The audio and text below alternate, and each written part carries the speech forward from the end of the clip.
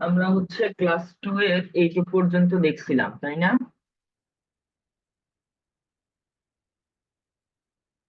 তোমরা আছো? জি স্যার আছে।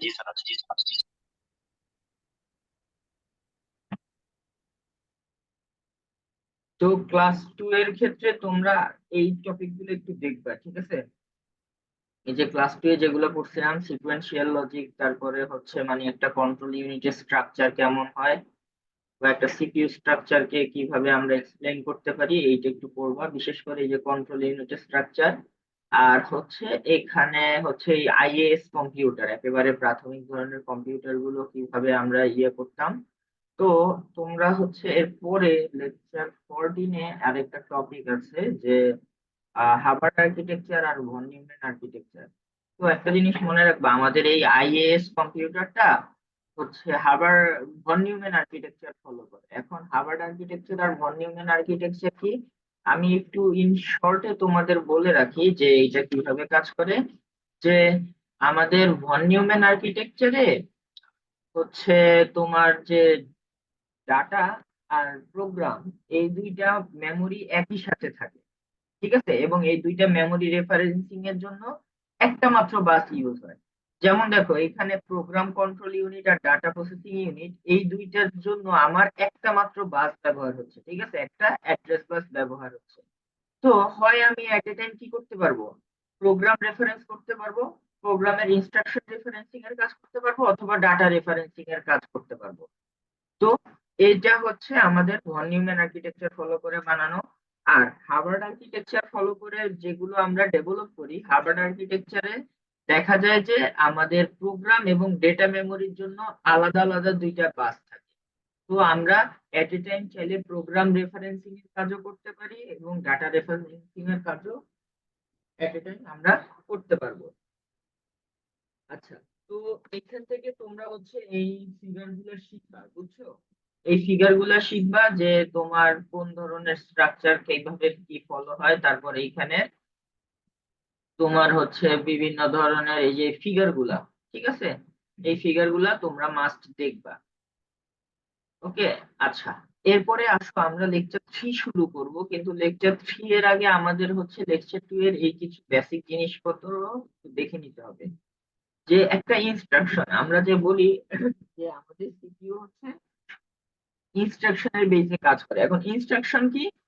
ইনস্ট্রাকশন হচ্ছে কমান্ড প্লাস ডেটা, ঠিক আছে? যে তুমি একটা কমান্ড দিবা এবং ওইটার একটা ডেটার ডেটা দিবা অথবা মেমোরি রেফারেন্স করে দিবা যে এই মেমোরি লোকেশনের এই ডেটার উপর আমার এই কমান্ডটাকে এক্সিকিউট করতে হবে, ঠিক আছে? তাহলে ইনস্ট্রাকশন হচ্ছে command plus data. A computer instruction is a binary code that specifies a sequence of micro operation to compute. এখন মাইক্রো অপারেশন জিনিসটা কি? মাইক্রো অপারেশন হচ্ছে elementary operations performed within the data stored in register. Register হচ্ছে সবচেয়ে short memory, ধরো এটা 1 বাইটের হয়ে হয়ে থাকে ইউজুয়ালি, 8 বিটের। তো এখন এই 8 বিট রেজিস্টারের মধ্যে যে ডেটাটা স্টোর থাকে, ওই ডেটার উপরে যে এলিমেন্টারি অপারেশন গুলো, এখন এলিমেন্টারি অপারেশন গুলো কি কি, সেটা হতে পারে অ্যাডিশন, অথবা আমার শিফট, ইনক্রিমেন্ট, ডিক্রিমেন্ট, অথবা সাবট্রাকশন। এইগুলা হচ্ছে আমাদের এলিমেন্টারি অপারেশন। তো ওই রেজিস্টারের ডেটার মধ্যে যে এলিমেন্টারি অপারেশন গুলা পারফর্ম করা হবে, সেগুলোকে আমরা কি বলবো? Micro operation. আচ্ছা, এরপরে হচ্ছে ইনস্ট্রাকশন সেট। ইনস্ট্রাকশন সেট কি? যে আমার একটা কতগুলা ইনস্ট্রাকশন মিলে যদি একটা নির্দিষ্ট ফাংশন কাজ করে, মানে একটা পুরো কাজ যদি কমপ্লিট করে, তাহলে ওই ইনস্ট্রাকশন সেটটাকে আমি বলবো ইনস্ট্রাকশন সেট কমপ্লিটনেস। আর ওই ইনস্ট্রাকশন সেটের মধ্যে যতগুলা ইনস্ট্রাকশন থাকবে, তারা সবাই মিলে হচ্ছে আমার ইনস্ট্রাকশন সেটটা গঠন করবে। তো minimum set of instruction should be 25। ওকে, তারপর ইনস্ট্রাকশন কোড কি? এখন ধরো আমার ইনস্ট্রাকশনটা কি ধরনের কাজ বোঝাচ্ছে, এটা দিয়ে কি ধরনের অপারেশন করা লাগবে, সেটা হচ্ছে আমি ইনস্ট্রাকশন কোড দিয়ে বুঝবো, ঠিক আছে? An instruction code is a group of bit that instructs the computer to perform a specific operation. ধরো তোমার কোন ধরনের অপারেশন পারফর্ম করা লাগবে, সেটা তুমি ইনস্ট্রাকশন কোডের গ্রুপ অফ বিট দেখে বুঝবা। ঠিক আছে। আচ্ছা, এরপরে আছে অপারেশন কোড। অপারেশন কোড কি? ওই গ্রুপ অফ বিট গুলা, ঠিক আছে, যে গ্রুপ অফ বিট দিয়ে তুমি যে ধরনের অপারেশন বুঝাচ্ছ, যে ধরো কিছু কিছু গ্রুপ অফ বিট বুঝাবে যে এখন আমার অ্যাডিশন করতে হবে, কিছু কিছু গ্রুপ অফ বিট বুঝাবে যে এখন সাবট্রাকশন বা মাল্টিপ্লিকেশন কাজ করতে হবে, তো ওই গ্রুপ অফ বিট কে বলবো আমরা অপারেশন কোড। তাহলে ইনস্ট্রাকশন কোড হচ্ছে কি? এই instruction code is a group of bit that instructs the computer to perform a specific operation. যে আর অপারেশন কোড কি? কোন অপারেশনটা পারফর্ম করতে হবে সেটা বুঝাবে। এই যে দেখো একটা ইনস্ট্রাকশন ফরম্যাট, একটা ইনস্ট্রাকশন ফরম্যাটের এই যে 0 থেকে 11 এই লোকেশনটা ব্যবহার হবে আমার মেমোরি রেফারেন্সিং এর জন্য বা মেমোরি অ্যাড্রেস বোঝানোর জন্য। 12 থেকে 14 এটা হচ্ছে অপারেশন কোড বুঝাবে। আর 15 নাম্বার এটা ইনস্ট্রাকশনের পার্টটা, আই। ওকে। আচ্ছা, এখন আমরা লেকচার 3 এ যাই। আচ্ছা, এখন আসো, এখন আমরা দেখবো হচ্ছে টাইপস অফ ইনস্ট্রাকশন। ঠিক আছে, আমাদের যে কম্পিউটারে ইনস্ট্রাকশন থাকে, এই ইনস্ট্রাকশনের টাইপ গুলা কি কি। ঠিক আছে, যে আমাদের একটা বেসিক কম্পিউটার সিস্টেমে 3টা ইনস্ট্রাকশন কোডের ফরম্যাট থাকে। এই প্রত্যেকটা ফরম্যাটে কি থাকে? 16 বিট করে। ঠিক আছে। আর এইখানে অপারেশন কোডের যে পার্টটা, সেটাতে 3 বিট থাকে। আমরা একটু আগে দেখছিলাম যে অপারেশন কোডের জন্য আমরা কি ব্যবহার করতেছিলাম? 12, 13, 14, তাই না? এই যে দেখো, অপারেশন পার্টের জন্য 12, 13, 14 এই 3টা বিট ব্যবহার হবে অপারেশন কোডের জন্য। আর 0 থেকে 11 এই 12টা বিট ব্যবহার হবে হচ্ছে আমার মেমোরি অ্যাড্রেস রেফারেন্সিং এর জন্য। আর লাস্টের বিটটা ইনস্ট্রাকশন বোঝানোর জন্য। আচ্ছা, তো এখন এই ওইটা তো আমি বুঝলাম যে মাঝের 3টা বিট দিয়ে আমি অপারেশন কোড বুঝাই। আর বাকি 13টা বিট দিয়ে, বাকি 13টাই দেখো, the remaining of the 13 bits depends on the operation code encounter. এখন এই 3 বিট দিয়ে কি কি অপারেশন করতে হবে সেটা 13 বিটের উপর আমরা পারফর্ম করব। এখন এইখানে দেখো, আমাদের 3 ধরনের ইনস্ট্রাকশন দেখা যায়। সেটা মেমোরি রেফারেন্সিং এর ইনস্ট্রাকশন হতে পারে, রেজিস্টার রেফারেন্সিং এর ইনস্ট্রাকশন হতে পারে, অথবা ইনপুট আউটপুট ইনস্ট্রাকশন হতে পারে। এখন দেখো, memory reference instruction key. A memory reference instruction uses 12 bits to specify an address and 1 bit to the addressing mode I. ঠিক আছে, যে আমার মেমোরি রেফারেন্স ইনস্ট্রাকশনে কি হবে? 12টা বিট, মানে 0 থেকে 11 পর্যন্ত এই 12 বিট দিয়ে আমি একটা মেমোরির অ্যাড্রেস বুঝাবো। এবং 12 থেকে 14 এই 3 বিট দিয়ে হচ্ছে, এটা তো আমার অপারেশন কোড। আর এই যে লাস্টের যে বিটটা, 15 নাম্বার যে বিটটা, মানে আমাদের ধরো যদি ডেসিমালে বলি, লাস্টের বিট 16 নাম্বার বিটটা, এটা হচ্ছে ইনস্ট্রাকশন বোঝাবে। এখন এই ইনস্ট্রাকশন আই যদি 0 হয় তাহলে সেটা হবে ডিরেক্ট অ্যাড্রেসিং। আর যদি 1 হয় তাহলে ইনডিরেক্ট অ্যাড্রেসিং। এখন ডিরেক্ট অ্যাড্রেসিং ইনডিরেক্ট অ্যাড্রেসিংটা কি একটু আমি তোমাদের দেখো, যদি এইটা একটু বুঝো যে ডিরেক্ট অ্যাড্রেসিং কি। ধরো তোমার ইনস্ট্রাকশনটা হচ্ছে এরকম, তোমরা বুঝতেছো?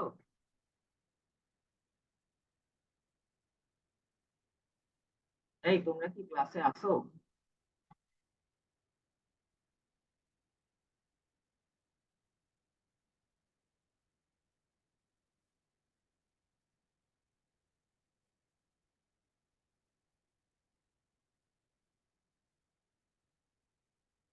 হ্যালো?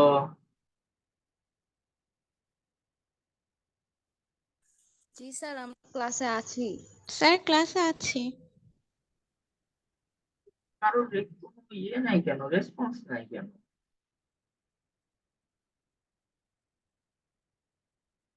আচ্ছা, তো ডিরেক্ট অ্যাড্রেসিং এর ব্যাপারটা দেখো, ধরো এইটা তো হচ্ছে আমার একটা ইনস্ট্রাকশন। ঠিক আছে, এইটা হচ্ছে আমার একটা ইনস্ট্রাকশন।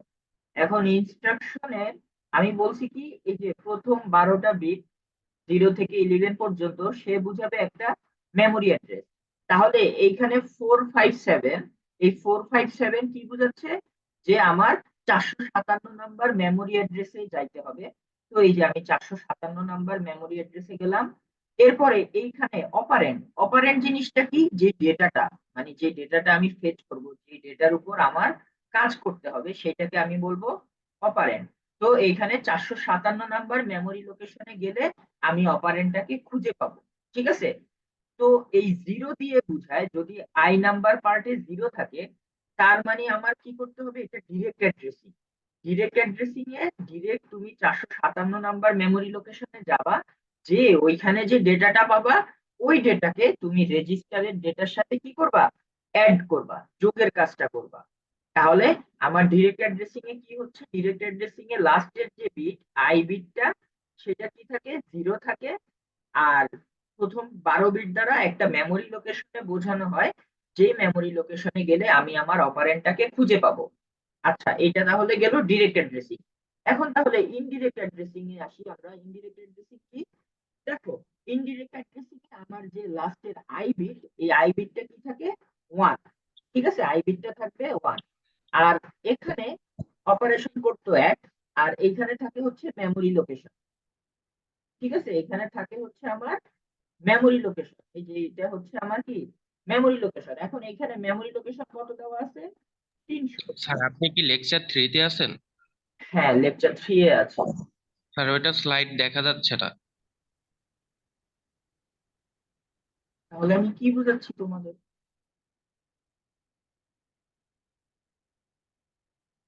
তোমরা একটু আমার সাথে কমিউনিকেট করো, ঠিক আছে? তাহলে তো এই অবস্থায় হবে। দেখছো তাহলে আমি কি পড়াইলাম এতক্ষণ তোমাদের?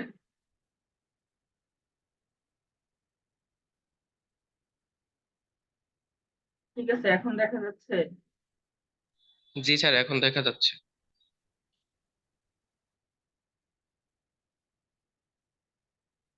আচ্ছা, তো যেটা বলতেছিলাম যে আমাদের কম্পিউটারে তিনটা ইনস্ট্রাকশন কোড ফরম্যাট আছে।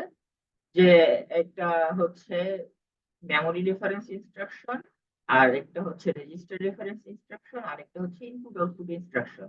এখন আমার একটা ইনস্ট্রাকশন কোডের আমি যখন দেখলাম তখন যে একটা ইনস্ট্রাকশন কোডের হচ্ছে আমার এরকম একটা যদি ফরম্যাট হয়, তাহলে এখানে 0 থেকে 12, এই যে এই 0 থেকে 12 পর্যন্ত আমার হচ্ছে এটা মেমোরি রেফারেন্স করবে।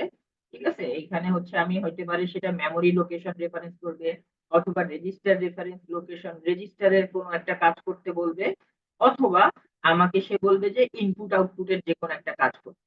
ওকে, ইনপুট বা আউটপুটের যে কোনো একটা কাজ করতে বলবে। আচ্ছা, আর এই মাঝের এইটা তো হচ্ছে অপারেশন।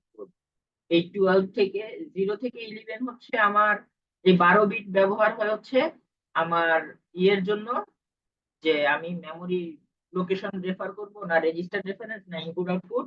এরপরে মাঝের এটা হচ্ছে আমার অপারেশন কোড, অপারেশন কোড। তারপরে হচ্ছে আর লাস্টের এটা আই বিট, এইটা ডিপেন্ড, এইটা হচ্ছে তোমার 0 বা 1 এরকম যে কোনো একটা হতে পারে ওইটার উপরে। তাহলে এইটুক তো অপারেশন, এই অপারেশনের এই 3 বিট হচ্ছে ফিক্স থাকবে, আর এই বাকি এক এক প্লাস 12, এই 13 বিট মিলে, এই যে দেখো, the remaining of the 13 bits depends on the operation code encounter. মানে কি ধরনের অপারেশন আমার পারফর্ম করতে হবে, সেইটা হচ্ছে এই বাকি 13 বিটের উপর আমি পারফর্ম করব। তাহলে আমাদের 3 ধরনের ইনস্ট্রাকশন আছে। 3 ধরনের কি কি, মেমোরি রেফারেন্স, রেজিস্টার রেফারেন্স, আর হচ্ছে ইনপুট আউটপুট। এখন দেখো মেমোরি রেফারেন্স ইনস্ট্রাকশনটা কি, যে আমার এই প্রথম 0 থেকে 11 এটা একটা মেমোরি অ্যাড্রেস বোঝাবে। ঠিক আছে, একটা মেমোরি অ্যাড্রেস বুঝাবে। আর 12 থেকে 14 সেটা হবে কি আমার অপারেশন কোড।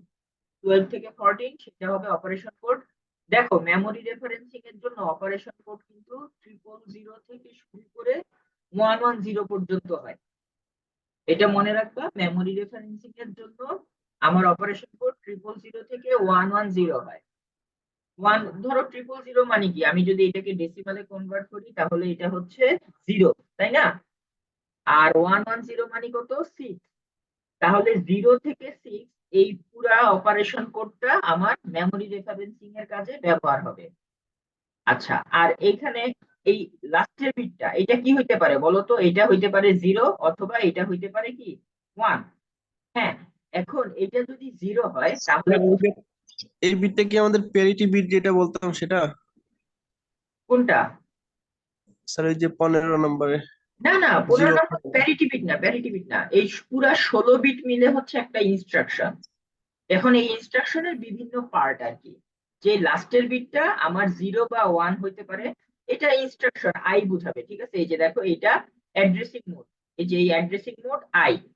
এখন এই অ্যাড্রেসিং মোড আই মানে কি 0 অথবা 1 হইতে পারে। এখন 0 হইলে এটা বুঝাবে হচ্ছে আমার ডিরেক্ট অ্যাড্রেস, আর যদি 1 হয় তাহলে এটা বুঝাবে ইনডিরেক্ট অ্যাড্রেস। এখন ডিরেক্ট অ্যাড্রেস আর ইনডিরেক্ট অ্যাড্রেসটা কি? ধরো তোমাকে আমি বললাম যে একটা লোক তোমার জন্য 457 নাম্বার লোকেশনে আছে, তুমি 457 নাম্বার লোকেশনে যে তার থেকে টাকাটা নাও, ঠিক আছে? এইটা হচ্ছে ডিরেক্ট অ্যাড্রেসিং এর একটা এক্সাম্পল, যে তোমাকে আমি ডিরেক্ট একটা অ্যাড্রেস বলে দিলাম, তুমি ওইখানে যে তোমার যা লাগবে নিয়ে আসো। আচ্ছা, আর তোমাকে ধরো আমি এরকম একটা সিনারিও দিলাম যে তোমার এই ইনফরমেশনটা আমি জানি না, কিন্তু আমি এমন একজনকে জানি যে তোমাকে ওই ইনফরমেশনটা দিতে পারবে।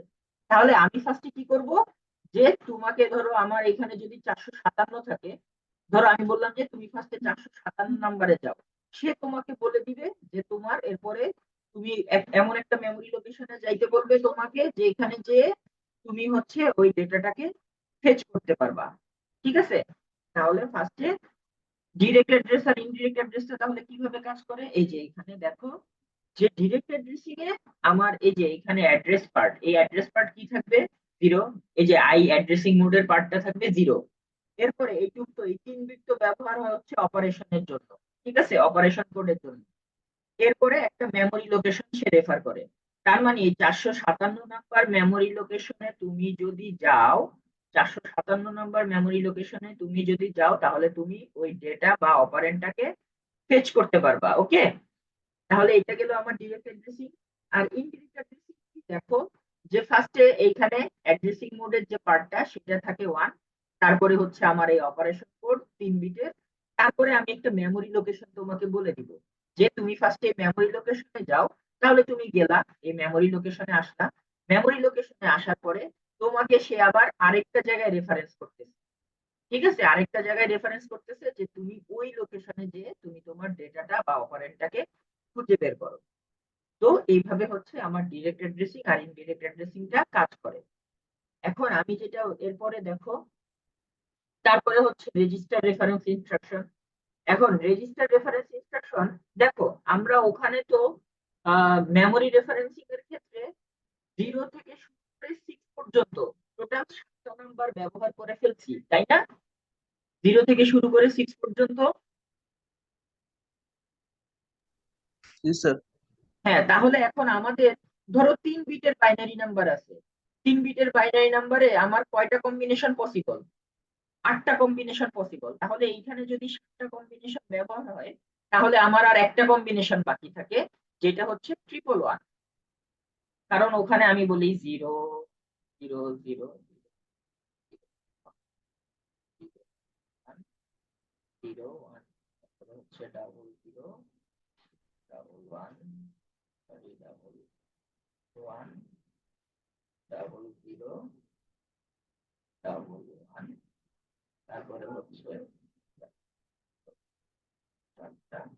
1। আমাদের 3 বিটের বাইনারি নাম্বার, এই 8টা কম্বিনেশন পসিবল। তার মধ্যে আমরা দেখছি যে মেমোরি রেফারেন্সিং এ আমরা এই 7টা কম্বিনেশনই কি করছি, ব্যবহার করে ফেলছি। তাহলে আমাদের আর একটা কম্বিনেশন বাকি থাকে, সেটা হচ্ছে 111। এখন এই 111 এর কম্বিনেশনের উপর ব্যবহার করে সেটা রেজিস্টার রেফারেন্স হইতে পারে অথবা ইনপুট আউটপুট রেফারেন্স হইতে পারে। এখন এই 111 দিয়ে রেজিস্টার রেফারেন্স হবে নাকি ইনপুট আউটপুট হবে, সেটা কিভাবে বুঝবো? এই যে সাথের ওই আই আই বিটটাও ব্যবহার হবে, ঠিক আছে, আই নাম্বার বিটটাও ব্যবহার হবে। যদি আই নাম্বার বিটে 0 থাকে, তাহলে সেটা হবে রেজিস্টার অপারেশন।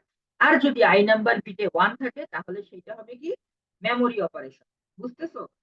এই সব ইনপুট আউটপুট অপারেশন। এই যে দেখো, এখানে 111 অপারেশন কোড কিন্তু দুইটার জন্যই সেম, অপারেশন কোড কিন্তু দুইটার জন্যই সেম। কিন্তু এই অ্যাড্রেসিং মোড যদি 0 হয়, তাহলে সেটা হবে রেজিস্টার অপারেশন, আর যদি 1 হয় তাহলে সেটা হবে ইনপুট আউটপুট অপারেশন। এখন আসো, রেজিস্টার অপারেশন কি? ধরো আমার রেজিস্টারের মধ্যে যে ডেটা থাকে, সেই ডেটাকে ধরো আমার কোনো একটা ওইটাকে ক্লিয়ার করতে হইতে পারে, অথবা ওই ডেটাকে আমার সার্কুলার রাইট শিফট করতে হইতে পারে বা লেফট শিফট করতে হইতে পারে, অথবা ওই ডেটাকে আমার ইনক্রিমেন্ট ডিক্রিমেন্ট করা লাগতে পারে। তো সেটা হচ্ছে আমরা রেজিস্টার অপারেশনের মাধ্যমে করব। যেমন দেখো রেজিস্টার অপারেশনের এক্সাম্পল কি, CLA, clear accumulator register, AC মানে হচ্ছে অ্যাকুমুলেটর রেজিস্টার। তারপর CIR, circular right shift accumulator register. তারপরে সার্কুলার লেফট অ্যাকুমুলেটর রেজিস্টার। তো মানে ওই অ্যাকুমুলেটর রেজিস্টারে যে ডেটা আছে সেটার উপর আমি এই অপারেশন গুলা পারফর্ম করতেছি, বুঝছো? এইখানে কিন্তু 0 থেকে 11 পর্যন্ত এরা হচ্ছে অপারেশনটা স্পেসিফাই করে যে আমার এখন অ্যাকুমুলেটর রেজিস্টারে যে ডেটা আছে সেই ডেটার উপর তুমি এই অপারেশনটা পারফর্ম করো। ওখানে যেমন আমার 0 থেকে 11 মেমোরি রেফারেন্সিং এর ক্ষেত্রে মেমোরি লোকেশন ব্যবহার করতেছিল, এইখানে রেজিস্টারের একটাই লোকেশন, সেটা হচ্ছে অ্যাকুমুলেটর রেজিস্টার। ওই অ্যাকুমুলেটর রেজিস্টারের উপর তুমি অপারেশন পারফর্ম করবা। তো এখানে 0 থেকে 11 অপারেশন, বুঝছো?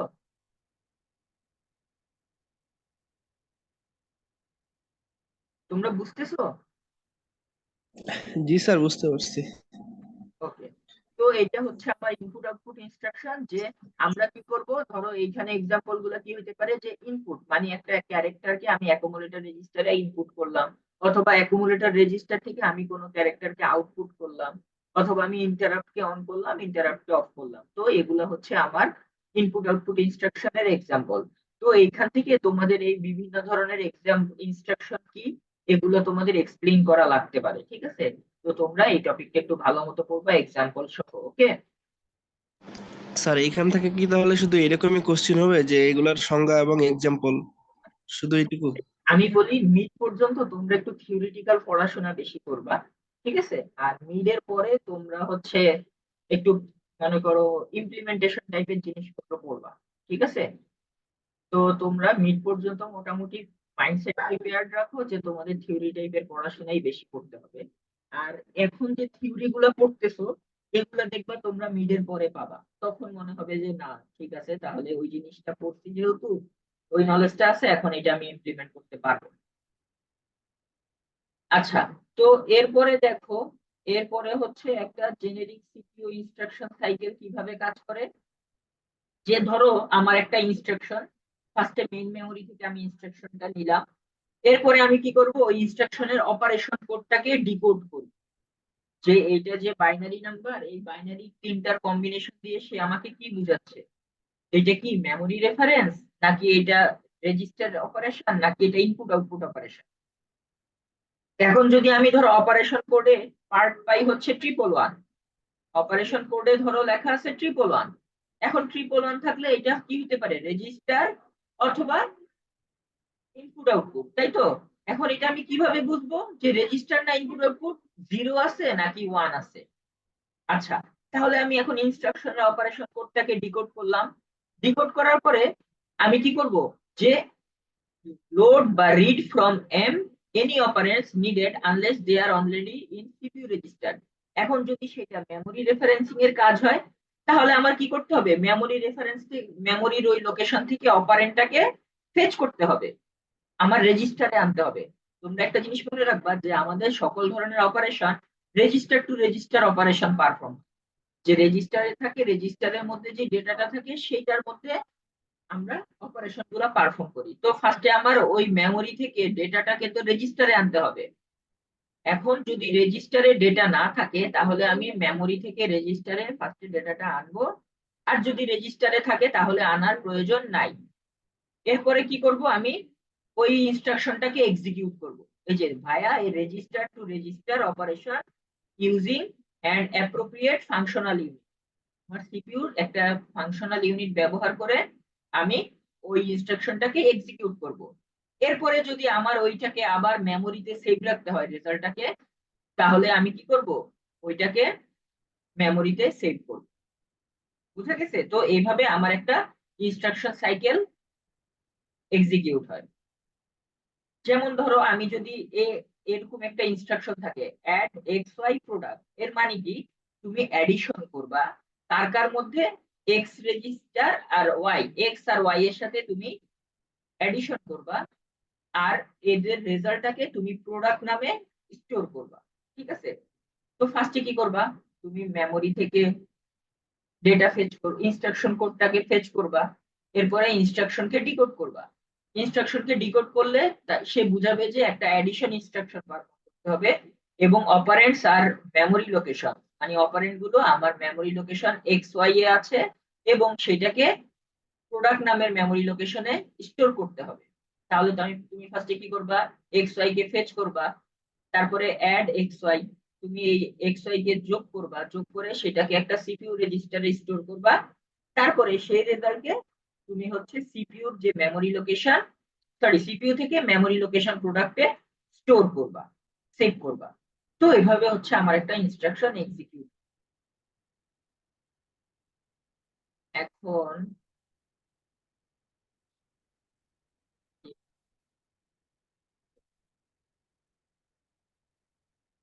আচ্ছা, এখন আসলে ইনস্ট্রাকশন সাইকেল উইদাউট ইন্টারাপ্ট কিভাবে কাজ করে। একটা তো আমরা দেখলাম উইথ ইন্টারাপ্ট, আর উইদাউট সরি উইদাউট ইন্টারাপ্ট কি, ইন্টারাপ্ট জিনিসটা কি বলো তো, কেউ বলতে পারো ইন্টারাপ্ট মানে কি বুঝো?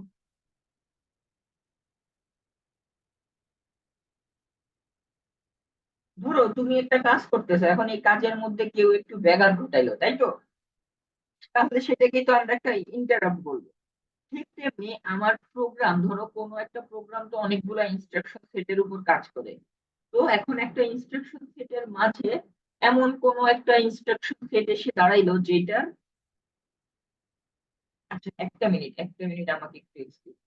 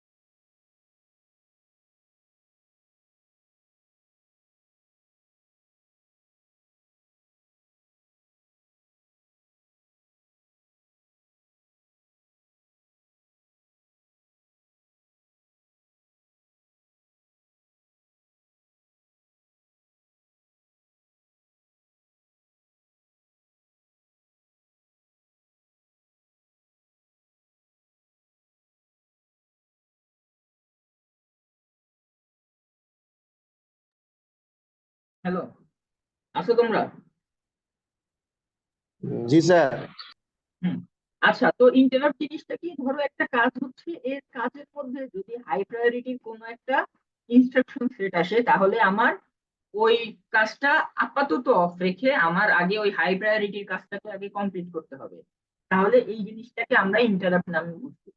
তো এখন আমাদের যে একটা সিঙ্গেল ইনস্ট্রাকশন, সেটা তো আমার কম্পিউটারে একটা ইনস্ট্রাকশন সাইকেলের মধ্যে এক্সিকিউট হয়ে যায়। আর যদি ধরো একটা ইনস্ট্রাকশন সেট থাকে, এর মধ্যে যদি কোনো ইন্টারাপ্ট চলে আসে, তাহলে আমার ওই ইন্টারাপ্টটাকে হ্যান্ডেল করতে হবে। এখন এই ইন্টারাপ্ট হ্যান্ডেলিং এর জন্য দেখো কিভাবে এই জিনিসটা কাজ করে। যে ধরো আমাদের এই সিপিইউ ইনস্ট্রাকশন সাইকেলটা কিভাবে কাজ করে, যে ধরো আমি শুরু হওয়ার পরে আমি পরবর্তী ইনস্ট্রাকশনটাকে ফেচ করলাম, ওইটাকে এক্সিকিউট করলাম। এভাবে এই এক্সিকিউট সাইকেল ফেচ সাইকেল ক্রমাগত চলতে থাকে, এবং যখন শেষ হয়ে যায় তখন আমি ওইটাকে হার্ড করেই বা থামায়া দিই, তাই তো। এখন যদি আমার ইন্টারাপ্ট, এখন এটা তো আমি ইন্টারাপ্ট ছাড়া ডিজাইন করছি, তাহলে এখানে যে কোনো একটা হাই প্রায়োরিটির প্রোগ্রাম বা ইনস্ট্রাকশন সেট আসছে, এটা আমি বুঝবো কেমনে, আমি তো এটা চেক করতেছি না। এখন তুমি যদি ইনস্ট্রাকশন সাইকেলটাকে ইন্টারাপ্ট সহ ডিজাইন করো, তাহলে জিনিসটা কিরকম হবে দেখো। যে ফার্স্টে তুমি স্টার্ট করলা, এরপরে তুমি পরবর্তী ইনস্ট্রাকশনকে ফেচ করলা, ফেচ করার পরে ওইটাকে এক্সিকিউট করলা। এক্সিকিউট করার পরে যদি দেখো যে এখানে এমন একটা ইনস্ট্রাকশন সেট এসে দাঁড়াইছে যে এইখানে বোঝাচ্ছে যে তুমি এখন ইন্টারাপ্টের জন্য চেক করো যে তোমার কোনো ইন্টারাপ্ট আসছে কিনা। তাহলে এখানে দেখো ইন্টারাপ্টটাকে এনেবল করে তুমি কি করবা, চেক ফর ইন্টারাপ্ট, তুমি ইন্টারাপ্টের জন্য চেক করবা।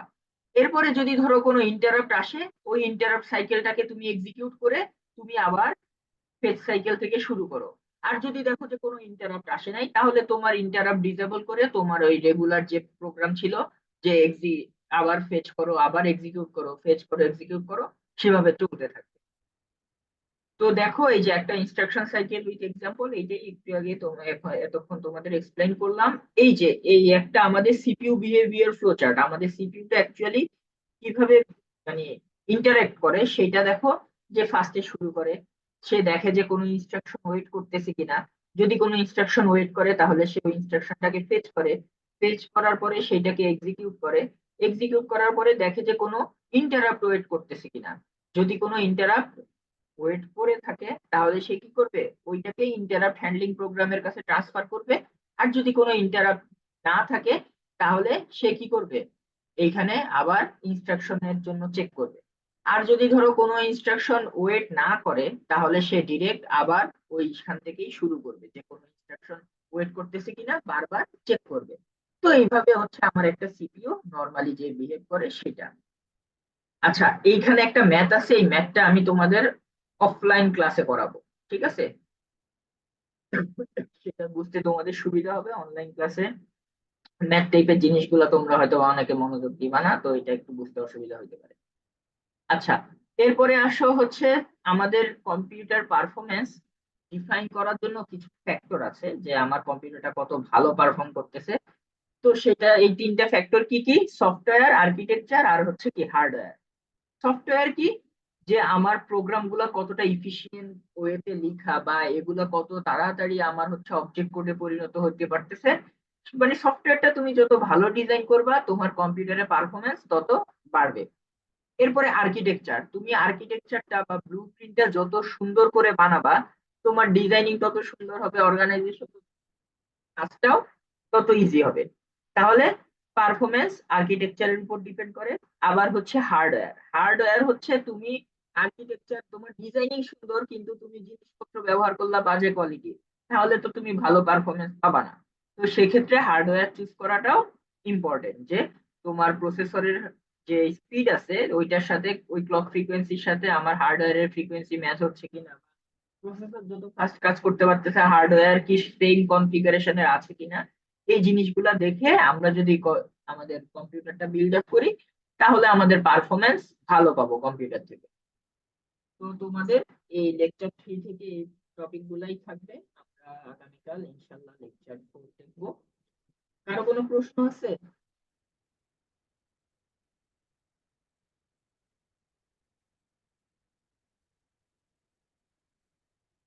তোমরা এক কাজ করিও, আশা করি সবার নামের পাশে রোল আছে। তাও তোমরা যদি কারো নামের সাথে রোল না থাকে তোমরা রোলটা লিখে নিও। যেমন এই যে এখানে রাশেদুজ্জামানের রোল নাই, তারপরে হচ্ছে কি জানি বলে, হ্যাঁ শুধু রাশেদুজ্জামানের এখন রোল নাই, তোমরা রোল লিখে নিও। আর সিয়ার তুমি হচ্ছে আজকের অ্যাটেন্ডেন্সটা দিয়ে দিও। কারো কোনো প্রশ্ন আছে? না স্যার, আপাতত নাই। ওকে, ঠিক আছে, তাহলে তোমরা একটু পড়াশোনা করো। আজকে ক্লাসটা শেষ করতেছি। সিয়ার তুমি স্ক্রিনশটটা নিছো? হ্যাঁ স্যার নিছি। ওকে।